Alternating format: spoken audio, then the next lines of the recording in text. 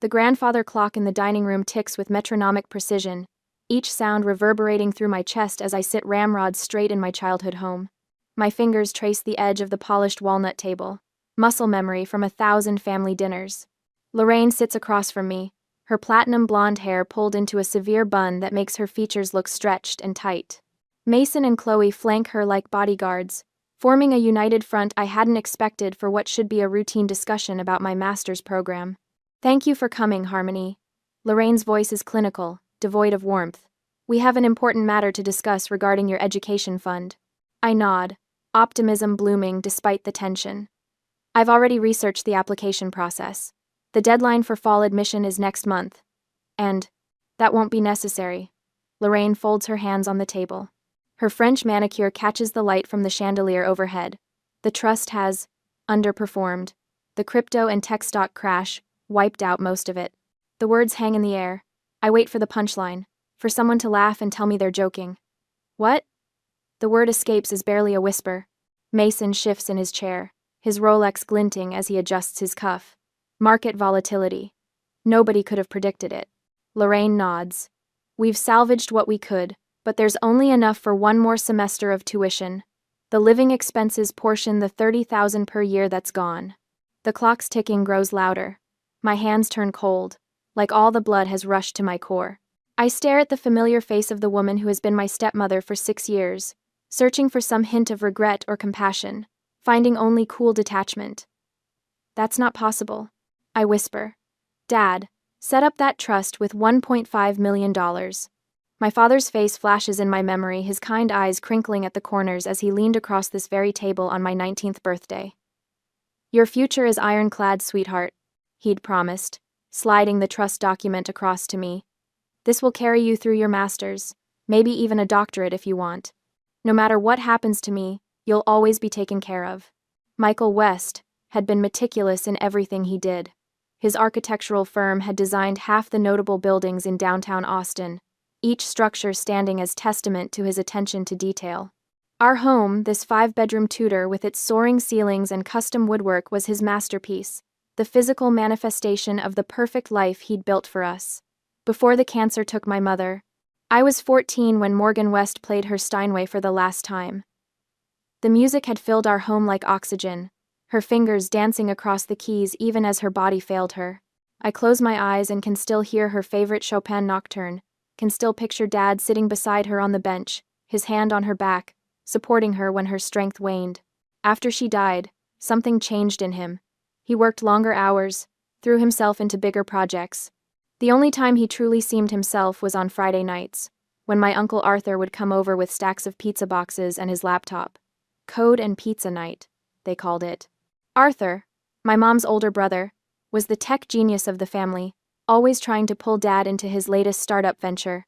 "You're too locked into the physical world, Mike," he'd tease, waving a slice of pepperoni in the air. "The future is digital." Their friendship fractured during Mom's final months. Arthur had pushed for experimental treatments, had researched cutting-edge trials and flown in specialists.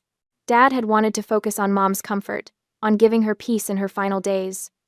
The argument I overheard 3 weeks before she died still haunts me. "You're giving up on her," Arthur had shouted. "I'm respecting her wishes," Dad had replied, his voice breaking. "Not everyone wants to die hooked up to machines in some clinical trial, Arthur." They never fully reconciled. And then, 5 years later, Dad's private plane went down in a storm over New Mexico. I was 19, suddenly orphaned, with only Lorraine, the financial consultant he'd married 2 years after Mom's death, as my guardian. The will had been specific. Lorraine would act as trustee of my education fund until I turned 28, to ensure financial guidance during Harmony's formative years. I'd never questioned it. Dad knew best. Dad had it all planned out. Dad had been wrong. Where did the money go? My voice shakes now, the reality of my situation sinking in. That fund was supposed to be in conservative investments, low-risk bonds. Lorraine sighs. Your father, bless him, wasn't as financially savvy as he believed. The initial investment strategy was too conservative to keep pace with inflation. We had to make some adjustments. We? The word catches in my throat. Financial advisors, she says dismissively. The point is, we did what we could to salvage the situation, But after the tech correction last quarter, she trails off, spreading her hands in a gesture of helplessness. My stomach churns. Can I see the financial statements? The temperature in the room drops 10 degrees. Chloe, who has been examining her nails with studied boredom, suddenly looks up, interest flickering across her face. Lorraine's expression hardens. I am offended. Your father trusted my financial expertise. It's sad you don't. Sounds like someone needs to get a real job, Mason scoffs, leaning back in his chair. My cheeks burn. I have a job. I work 20 hours a week at the campus library while maintaining a 3.9 gigapascals. A real job, Mason repeats, smirking. Not some student work-study handout. Chloe returns to studying her manicure, clearly bored by my financial crisis. The message couldn't be clearer. I am an outsider here, an inconvenience to be dealt with and dismissed. I push back from the table, the chair legs scraping against the hardwood floor. I'll need to see those statements. It's my money. You'll need to consult with our attorney if you want to pursue this, Lorraine says coolly, though I wouldn't recommend it. Legal fees will eat up what's left of your fund rather quickly.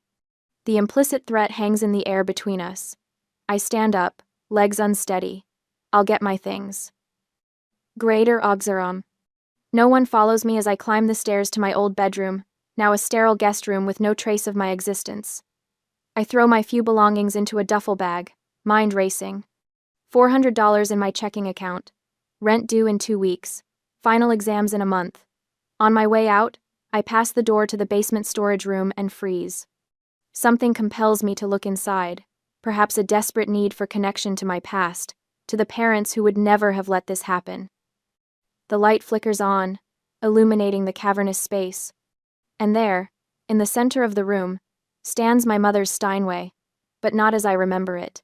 The elegant black finish has been obliterated, painted over in a garish neon pink. Gold letter stickers spell out "Vibes Only" across the fallboard. The keys are caked with paint, permanently glued together. Oh, that. Chloe's voice comes from behind me. It's for my Instagram aesthetic. Vintage music gear is totally trending. I can't breathe. This piano, the instrument my mother poured her soul into, desecrated, turned into a prop. This isn't just about money anymore. This is about erasing every trace that my family ever existed. I walk out without another word, the front door closing behind me with quiet finality. In my truck, hands shaking on the steering wheel, I finally understand. I am completely alone. 2 days later, when no one thought I was back, I positioned myself in the attic. The attic has always been my refuge. Even now, as I methodically fold sweaters into a cardboard box marked "Keep," the familiar smell of cedar and old books offers false comfort. Through the small dormer window, gray clouds gather over Austin, a perfect mirror to the storm brewing inside me. A floorboard creaks in the hallway outside the door. I freeze, my fingers still gripping the sleeve of a University of Texas sweatshirt. No, Mason, listen. Lorraine's voice drifts through the thin door. That fund was a lifesaver. My new venture capital firm couldn't have launched without that $700,000 in seed capital. My lungs stop working. The sweatshirt slips from my grasp. But what if she figures it out? Mason's voice sounds tinny, likely on speakerphone. She's not exactly stupid. She'll never know. Lorraine's voice drops lower, forcing me to inch closer to the door. By the time she's 28, it'll all be settled. Her father was so naive to think I'd let that money just sit there for her. A cold clarity washes over me, replacing the shock that had numbed my brain for the past hour. Without conscious thought, my fingers find my phone in my pocket. I tap the record button, capturing the tail end of their conversation. The crypto story was a nice touch. Mason chuckles. People believe what they want to believe, Lorraine replies. Speaking of which, I need to find that Steinway paperwork, if we can list it as an asset. Their voices fade down the hallway, but the recording remains 30 seconds of undeniable truth. My father's widow didn't just mismanage my trust fund, she stole it. In the bathroom, I splash cold water on my face and stare at the stranger in the mirror. She looks like me, but her eyes hold something I've never seen before, a hardness that wasn't there this morning. My hands don't shake anymore. The recording changes everything. Downstairs, I hear Chloe's high-pitched laugh as she FaceTimes someone in the kitchen. Yeah, totally redid it. The piano is like, So aesthetic now. Had to scrape some of the black stuff off first. I check my bank account on my phone. $417.32. The number glares back at me, suddenly pathetic in its inadequacy. Rent at my campus apartment is due in 12 days. $1,200. Plus utilities, plus food. This isn't just about losing my master's program. This is about survival. I stuff the last of my clothes into the box, then slide it back under the eaves where it will remain, likely forgotten. All I take is my backpack with my laptop, textbooks, and the clothes I'm wearing. My truck keys feel unusually heavy in my pocket as I creep down the back stairs. No dramatic goodbye, no confrontation. Not yet. The old Ford Ranger in the driveway has seen better days. The blue paint is faded to a dull gray in places, and the heater works only when it wants to. But it's mine, paid off 2 summers ago, with waitressing tips. Lorraine's voice echoes in my head as I turn the key. That fund was a lifesaver. No, I think as the engine rumbles to life, I'm the one who needs saving now. I drive without direction at first, numb hands gripping the steering wheel. Pride keeps me from calling my friends. What would I say? That my stepmother embezzled my inheritance? That I've been effectively disowned? The humiliation burns hotter than the anger. Evening falls, and reality sets in. I need a place to sleep. The Planet Fitness parking lot is well lit and busy enough to feel safe. Inside, I count out $10 bills from my wallet, my new monthly rent for shower access. The clerk doesn't look up as he slides the membership card across the counter. 24/7? I ask. He nods, still staring at his phone. Except holidays. Back in the truck, I rearrange what little I have. The passenger seat reclines partially, creating an uncomfortable but functional bed when combined with my jacket as a pillow. Tomorrow, I'll figure out the next step. Tonight, I just need to survive. Rain starts to patter against the windshield as I try to sleep. I move the truck to a corner of a Walmart parking lot, where other vehicles are stationed for the night. A makeshift community of the displaced. By morning, my neck aches and my stomach growls. Campus buildings open at 7. I can study there, use their Wi-Fi, stay warm during the day. I need a job. Multiple jobs. My phone buzzes a calendar reminder for my shift at the library. The campus job that pays just above minimum wage. Not nearly enough now. I call Olivia, my roommate from freshman year. We still get coffee occasionally, but haven't been close since she moved off campus. Hey, stranger! Her voice is bright, carefree. Hey, Liv. I force normalcy into my tone. Quick favor. There's some black mold in my place, and I need somewhere to send mail for a while. Could I use your address? Mold? That's awful. I picture her wrinkling her nose. Of course you can. Do you need a place to crash too? The offer tempts me, but shame wins out. No, I'm staying with family for now. Just need a mailing address. Sure thing. You know where I live, right? The blue complex on Riverside? I jot down the exact address, thank her, and hang up before she can ask more questions. One small victory. The campus coffee shop has a help wanted sign in the window. The manager looks exhausted when I walk in. Can you start tomorrow? 4 a.m. shift? Jenna, just quit. I nod, not trusting my voice. Great. $8 an hour plus tips. Mostly grad students at that hour. They tip decent. 4 a.m. I calculate the distance from the Walmart parking lot to campus about 2 miles. Walking would save gas. By sunset, I've secured a second job tutoring online and a weekend waitressing gig at a diner. 3 jobs, no home, and finals in 4 weeks. My first paycheck comes a week later, $350 after taxes. I stare at it like it's a foreign object, this piece of paper that now stands between me and hunger. My feet are blistered from walking to save gas. My back aches from sleeping in the truck. But the check means I can eat something besides coffee shop leftovers. As I fold the check into my wallet beside the recording of Lorraine's betrayal, something shifts inside me. This is no longer just about survival, it's about justice. And someday, when I have more than $417.32 in my checking account, Lorraine will learn what it means to steal from a West. But first, I need to make it through the night. The alarm on my phone jangles at 3:15 a.m., jolting me from a fitful sleep. For a split second, I forget where I am. Then reality crashes back: the cramped truck cab, the parking lot, the bone-deep exhaustion. I fumble with stiff fingers to silence the alarm before any security guard notices the woman living in her pickup at the back of the Walmart lot. 4 months. 4 months since I walked out of my childhood home. Since Lorraine's smug face as she told me my education fund had underperformed. 4 months of this new life. This daily grind that has worn me down to something I barely recognize. My routine has the desperate precision of survival. By 3:45, I'm in the coffee shop kitchen, tying my green apron with hands raw from cheap soap and winter air. The morning shift manager, Dennis, barely looks up as I clock in. He doesn't know I've been sleeping in my truck. Nobody does, except Olivia, who thinks I'm staying with a friend with mold problems. And even Olivia only knows I need a mailing address.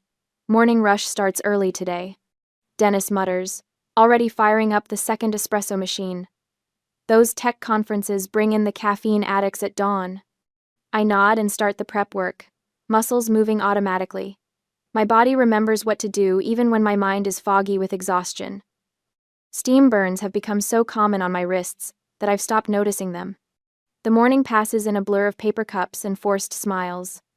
By 9:30, I've clocked out and am driving across town to the public library, where I log into my laptop for 3 hours of online tutoring sessions. College students willing to pay $20 an hour to have someone explain basic economics concepts to them. The irony isn't lost on me explaining financial principles while my own life has been financially destroyed. Between tutoring sessions, I study for my final exams. The library is warm, at least. Sometimes I doze off between paragraphs, jerking awake with a racing heart, certain everyone can see my shame. At 2 p.m., I retreat to the library bathroom to change into my waitress uniform for the diner. Black pants, white shirt, the name tag that reads Harmony, in cheery script. I stare at my reflection in the smudged mirror. Hollow cheeks, dull eyes with dark smudges beneath them. My collarbones jut out sharply. I've lost 15 pounds since that day in the dining room. The night shift at Dottie's Diner stretches from 6 p.m. to midnight. My feet throb in cheap non-slip shoes as I carry plates of meatloaf and mashed potatoes to truckers and late-night college students. The smell of food makes my stomach clench, but I can't afford to eat here. I've learned to live on the mistakes: the burger with the wrong cheese, the pancakes made when the customer changed their mind. The cook, Jerry, sometimes deliberately messes up an order near closing time, sliding the plate to me with a gruff, "Better not waste it." After midnight, I drive back to my current home, a different parking lot each night, rotating between Walmart, Home Depot, and a 24-hour grocery store on the edge of town. I've learned which security guards look the other way, which lots have the fewest overnight patrols. The knock on my window comes at least twice a week. Sometimes it's security, sometimes police. I've perfected my story, just resting before I drive home. Long shift. I keep my student ID visible. Most of them let me be. Some tell me to move along. The fear never leaves. It sits in my chest like a cold, hard stone. Fear of being found out. Fear of failing my finals. Fear of the future, stretching endlessly like this, working 3 jobs and sleeping in a truck. The money from my father's trust fund sitting in Lorraine's venture capital firm while I slowly waste away. Tonight, rain drums against the roof of my truck. The temperature has been dropping steadily all week. The local news warned of an unusual cold front moving through Texas. I curl deeper into my sleeping bag, pulling my coat over that. The truck's heater hasn't worked properly since last month, and I can't afford to fix it. I wake up shivering. Not the normal kind of cold, but violent tremors that shake my entire body. My head throbs. When I press my palm to my forehead, the skin burns against my icy hand. Outside, something white falls from the sky. Snow, in Austin. The weatherman called it a freak storm system, a once-in-a-decade event. For everyone else, it's an inconvenience or a novelty. For me, it might be a death sentence. I fumble for my phone. The battery reads 17%. My breath forms clouds in the air. The shivering won't stop. This is rock bottom. Curled in the back of a pickup truck during a snowstorm, burning with fever, with no one who knows where I am. No one who would miss me until I failed to show up for the morning shift.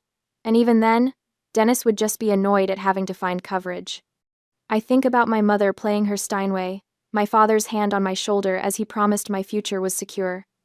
I think about Lorraine's cold eyes across the dining table and the neon pink monstrosity they made of my mother's piano.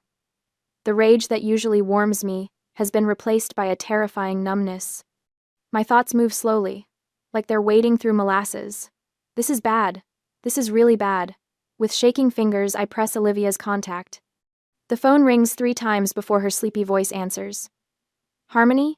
It's like 4 in the morning. My teeth chatter so hard I can barely form words. I'm really sick. I'm in my truck. A pause. Then, suddenly alert. Your truck? Wait, what? Where are you? Parking lot. Home Depot on Riverside. You're sleeping in your truck? What the Harmony? I'm coming right now. Stay on the phone. I can hear her moving, the rustle of clothing, keys jingling. Can't. Phone dying. Then text me your exact location. I'll find you. Don't hang up until you absolutely have to. I text her the location pin and curl deeper into my sleeping bag. The shivering has become so violent it's almost like convulsions. It takes Olivia 23 minutes to find me.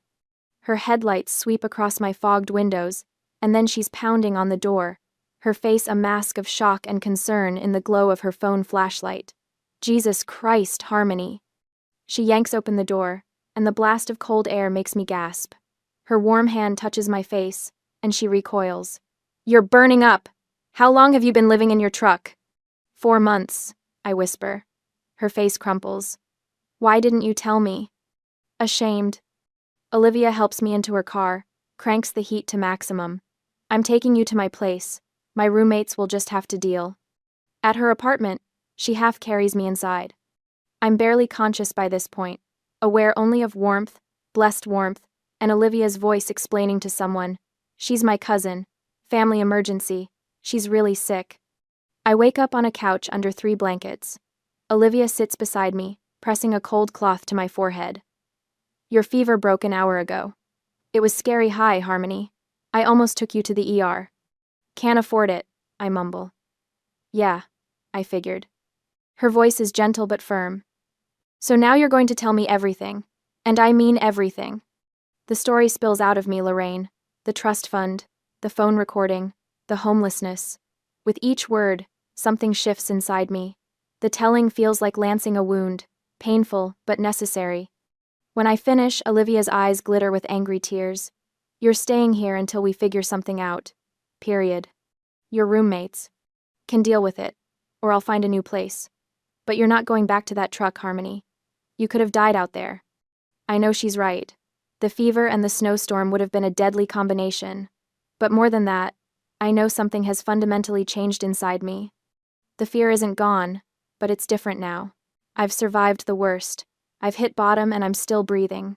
2 days later, I'm well enough to return to my jobs, but I move my few possessions to Olivia's couch. I upload the phone recording to 3 different cloud storage services. I start a journal, documenting every interaction with Lorraine since my father's death. The homelessness, the fever, the rescue, they've forged something new and hard within me. I don't just want to survive anymore. I want justice. A week passes. I'm on the overnight shift at Dottie's Diner, still pale from the fever but steady on my feet. The bell above the door jingles at 3 a.m. I look up from wiping down the counter, ready to greet another truck driver or insomniac college student. A man in an impeccably tailored suit stands in the doorway, looking wildly out of place among the vinyl booths and checkered floor. He scans the nearly empty diner, his gaze landing on me with an almost physical impact. His eyes widen with recognition and shock. Harmony? He says, his voice cracking slightly. Is that you? My heart stops. It's Uncle Arthur, my mother's brother, the man who disappeared from my life after her death, and suddenly, I know that everything is about to change. Uncle Arthur's face blanches under the harsh fluorescent lights of the diner. His fingers, adorned with a sleek titanium watch that probably costs more than my truck, grip the edge of the laminate counter. My God, Harmony, he whispers, eyes scanning my face, lingering on the hollows beneath my cheekbones. I've been looking for you for weeks. Your phone's disconnected. Your apartment vacant. I thought. His voice trails off. The unspoken word hangs between us. Dead. I wipe my hands on my stained apron, attempting to process his sudden appearance. Arthur Vance. tech millionaire, Morgan West's big brother, standing in a 24-hour diner at 3 in the morning. The universe has a strange sense of timing. Sorry about the phone. I manage. Couldn't afford the bill. Arthur's gaze sweeps over my greasy uniform, the dark circles under my eyes. His jaw tightens. He glances at my manager, who hovers near the kitchen, eyeing us suspiciously. When does your shift end? He asks.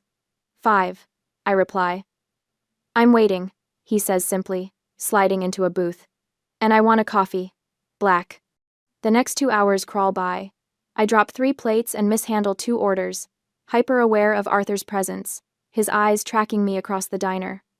When my replacement arrives, I hang my apron and grab my backpack from the staff room.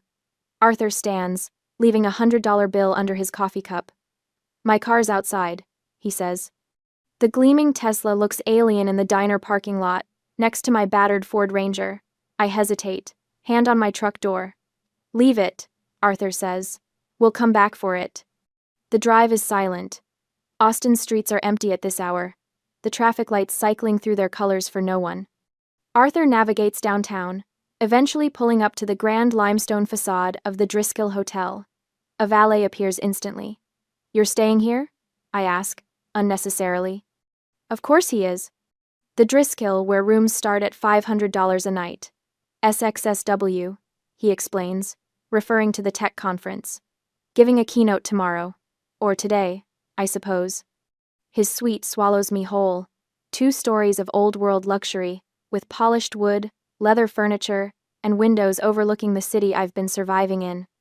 I stand awkwardly in the entryway, suddenly conscious of my stale diner smell, my unwashed hair. Shower's through there, Arthur points. I'll order room service. The bathroom is bigger than the apartment I lost. I stand under the scalding water until my skin turns pink, washing away months of truck stop sponge baths. When I emerge in one of the hotel's plush robes, a feast awaits on the dining table.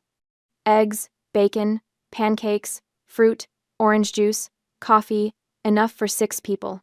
Sit, Arthur commands, pouring coffee. My hands tremble as I reach for a piece of toast. The first bite nearly makes me cry. Real food, not leftover diner scraps or dollar menu burgers. You're going to tell me everything, Arthur says. Not a question. A requirement. Start with why my niece is working graveyard shifts and looking like she's been through hell. So I tell him. Everything spills out: the meeting with Lorraine, the crypto excuse, the trust's collapse, the neon pink piano. My voice catches when I describe it. She painted Mom Steinway. The pain still catches me off guard. Neon pink. For Instagram. Arthur's knuckles turn white around his coffee cup, but he doesn't interrupt. I tell him about the recording, the $700,000 Lorraine stole. About my truck, Planet Fitness showers, Walmart parking lots, 4 months of homelessness, the snowstorm, the fever that nearly killed me. His reaction isn't what I expect. No shouting. No dramatic table pounding. Instead, a stillness settles over him, the kind of quiet that precedes natural disasters. You nearly died, he says finally, his voice flat, in a parking lot. While that woman lived in your father's house, spending your money. I nod, a lump forming in my throat. And now? He asks. 3 jobs. Saving what I can. I have an exam next week, and... No, Arthur sets down his cup. Now, I mean, what do you want to happen now? The question stuns me. What do I want? For months, I've thought only about survival, about making it through each day. Want feels like a luxury I can't afford. I want. My voice falters. Then the image of the pink piano flashes in my mind, and something hardens inside me. I want what's mine. I want her to pay for what she did. Arthur nods, pulling out his phone. Roy? It's Arthur. I need you on the first flight to Austin. Family emergency. He hangs up, turns back to me. She will fight back, you know. She will say you're lying, that you're unstable. Are you ready for that? I think about my mother's piano, the keys fused together with garish paint, about sleeping in my truck, while Lorraine sat in my childhood home, about the fever that racked my body while she invested my stolen money. I say, the words tasting like iron, find everything. 24 hours later, Arthur's lawyer, Mr. Walker, arrives. Tall and lean with silver hair, he exudes the quiet confidence of someone who charges $1,000 an hour. He spreads documents across the hotel suite's dining table, methodically building a case. "We'll serve her with audit papers today," he explains. "Emergency petition for an accounting of the trust. The recording gives us grounds." I nod, watching him work. Arthur paces behind him, making calls, pulling strings I didn't know existed.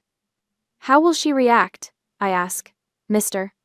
Walker looks up, his expression grim, like a cornered animal, with everything she's got. He's right. Within hours, Lorraine's response arrives via courier.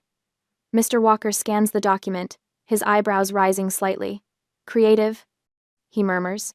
"She's threatening to file a restraining order against Arthur on your behalf, claiming harassment and undue influence. Says you're emotionally unstable, and Arthur is preying on your grief to steal the trust." The accusation hits me like a physical blow. That's ridiculous. "It's smart, Mr." Walker corrects. "She's establishing a narrative. Fortunately," he taps his tablet, "I've already filed for an emergency court order to freeze the trust. Judge Hernandez owes me a favor." The next 48 hours blur into a frenzy of legal maneuvers. I sleep on the suite's sofa, afraid to leave, as if this lifeline might vanish. Arthur works remotely, canceling his SXSW appearance. Mr. Walker disappears into meetings with bankers, auditors, forensic accountants. When he returns on the third day, his thin lips curve upward, the closest thing to a smile I've seen from him. "We've got it," he announces, opening his briefcase. The audit found the $700,000 transfer, plus another $150,000 we didn't know about. Total of $850,000. He lays out diagrams showing how the money flowed through 3 shell companies before landing in Lorraine's new venture capital fund. "She wasn't even particularly clever about it, Mr." Walker says. "Just counted on you never finding out." Arthur examines the documents. "What's her next play?" "Already happening, Mr." Walker replies, producing another file. "Her team just provided these documents, supposedly authorizing the high-risk investments." He slides a paper toward me. "Is this your signature?" I study the document, a formal letter authorizing Lorraine to invest trust funds in emerging technology ventures at her discretion. At the bottom sits what's supposed to be my signature. "No," I say, my blood turning cold. "I've never seen this in my life." Mr. Walker's smile grows wider, showing teeth for the first time. "We've got her. This just went from civil fraud to multiple criminal felonies. Forgery." He closes the file with a snap. "She's done." Arthur places a hand on my shoulder. "You understand what this means? She's going to jail, Harmony. Not just paying back your money. Jail." I stare at the forged document, imagining Lorraine practicing my signature, calculating how to steal my future. For months, I've been consumed by survival, by fear. Now something else rises in its place, a clean, sharp rage that feels almost like relief. "Good," I say. 3 days later, the conference room at Walker & Associates feels like a battleground disguised as a mahogany sanctuary. I sit stiffly in a leather chair that probably costs more than every possession I currently own. Across the gleaming table, Lorraine adjusts her cream silk blouse, her diamond tennis bracelet catching the light as she leans toward her attorney. Mason slouches beside her, thumbing through his phone with performative boredom. My palms sweat against my thighs. The weight of the past 4 months, the truck, the fever, the crushing fear presses down on me. Uncle Arthur's hand finds my shoulder, squeezes once. A silent reminder, I am no longer alone. "Let's begin." Mr. Walker's voice cuts through the tension. At 72, he has the careful precision of a surgeon and the voice of someone who spent decades commanding courtrooms. Lorraine's attorney speaks first, a man with wire-rimmed glasses and a voice like honeyed steel. "My client is prepared to discuss this matter today out of courtesy, but we must note for the record our intention to countersue for defamation and emotional distress." His gaze shifts to me. "Miss West is clearly a troubled young woman who has fabricated these allegations." My heart thuds harder. 4 months ago, these words would have shattered me. Lorraine leans forward, her features arranged in a mask of maternal concern. "Harmony, sweetheart. I understand how difficult these past months have been for you, but these accusations. She shakes her head, disappointed. Your father entrusted me with your financial welfare, and I've only ever acted in your best interest. The audacity steals my breath.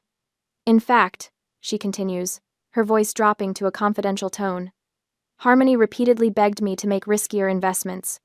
She wanted to grow the fund faster. I advised against it, but she was adamant. The lie blooms between us like a poisonous flower. I don't move, don't blink, don't breathe.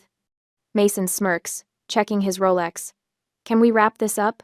Some of us have actual businesses to run. Mr. Walker remains unruffled. He places a black leather binder on the table and slides it toward Lorraine's attorney. Before we proceed further, I believe you should review this information. His tone is conversational, almost friendly. I've organized it for your convenience. Lorraine's attorney frowns but opens the binder. Mr. Walker doesn't address Lorraine or Mason. Instead, he speaks directly to their lawyer, as if they're simply not important enough to warrant his attention. Tab 1 contains the complete audit trail of the trust established by Michael West. You'll note the systematic withdrawal of funds totaling $850,000 over a 20-month period. The attorney flips through the pages, his expression unchanging. Professional. Unreadable. Tab 2 documents the formation of 3 shell companies, Vanguard Holdings, Premier Investment Group, and Sunbelt Enterprises, all signed by Lorraine West as primary officer. A muscle twitches in Lorraine's jaw, her fingers drum silently against the polished wood. Tab 3 contains the incorporation papers for Stratosphere Venture Capital. You'll note the primary capitalization source matches, dollar for dollar, the funds extracted from Harmony's trust. The attorney's professional mask slips for just a heartbeat. His eyes dart to Lorraine, then back to the binder. Tab 4 is perhaps the most illuminating. Mr. Walker nods to me. I place my phone on the table. My hands don't shake anymore. I press play. Lorraine's voice fills the silence. That fund was a lifesaver. My new venture capital firm couldn't have launched without that $700,000 in seed capital. She'll never know. By the time she's 28, it'll all be settled. Her father was so naive to think I'd let that money just sit there for her. Lorraine's face drains of color, her aristocratic features hardening into marble. Mason's phone slips from his fingers, clattering against the table. And finally, tab 5. Mr. Walker's voice remains mild, almost bored.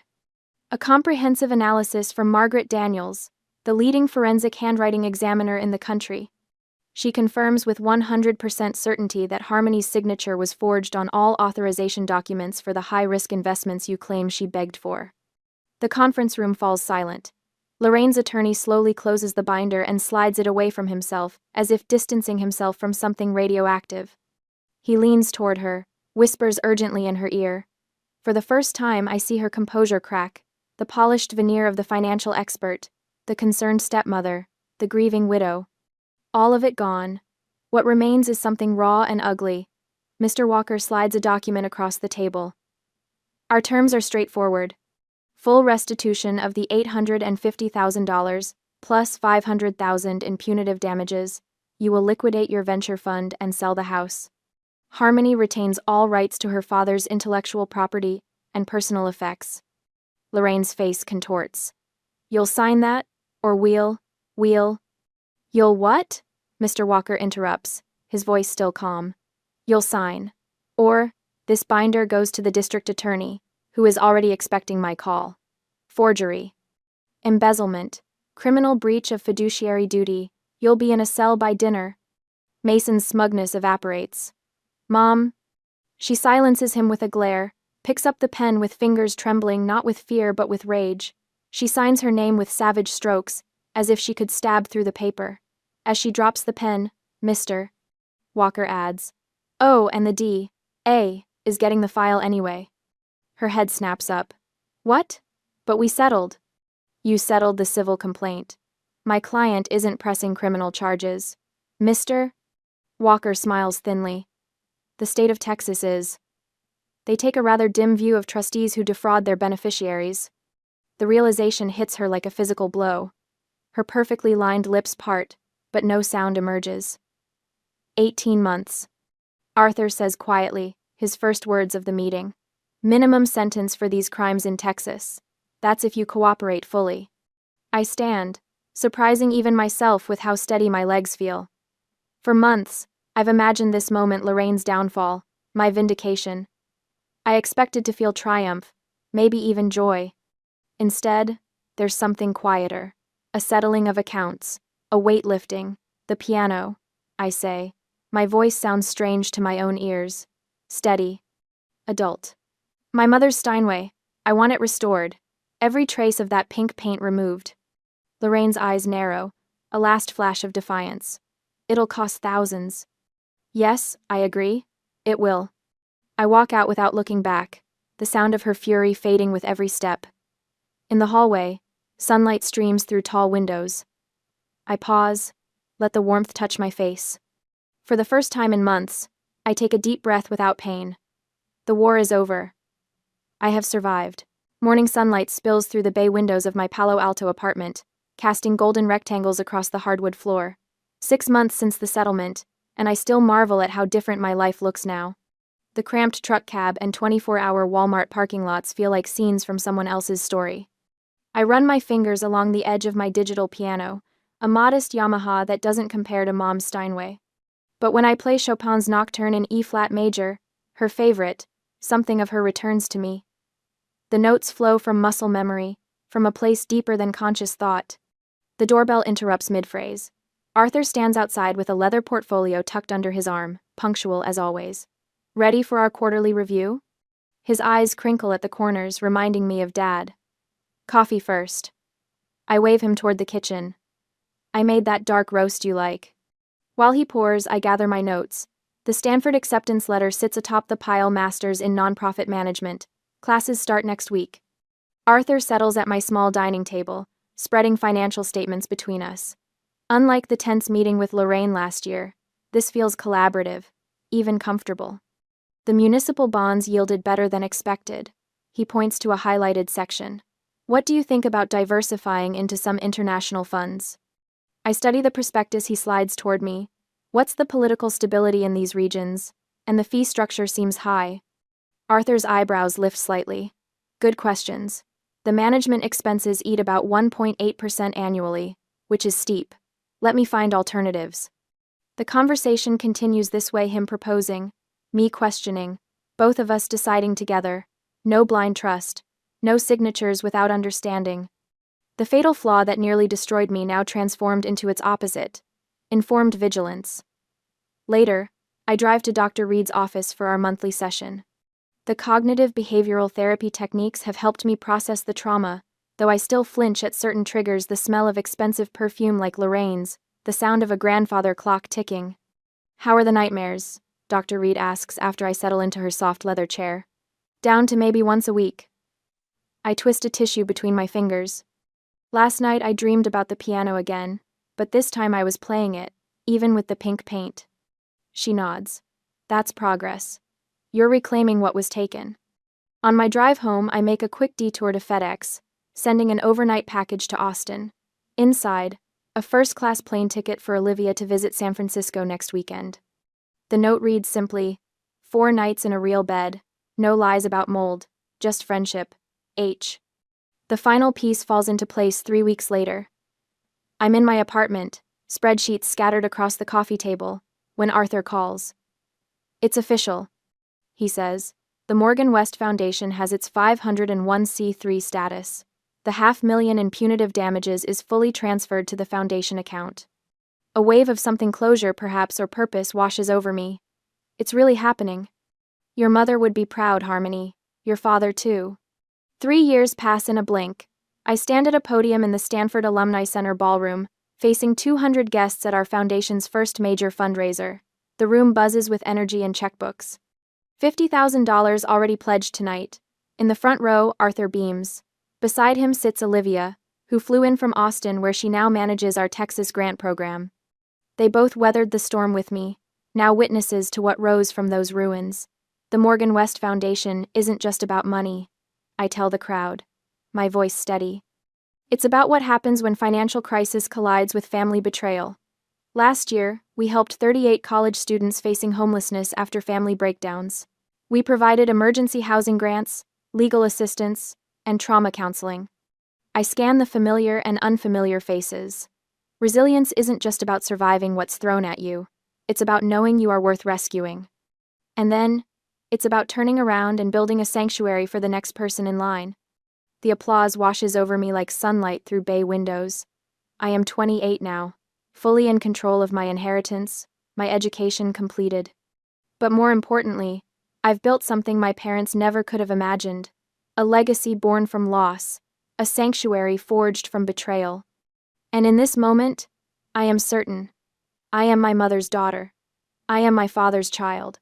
But mostly, finally, I am entirely my own.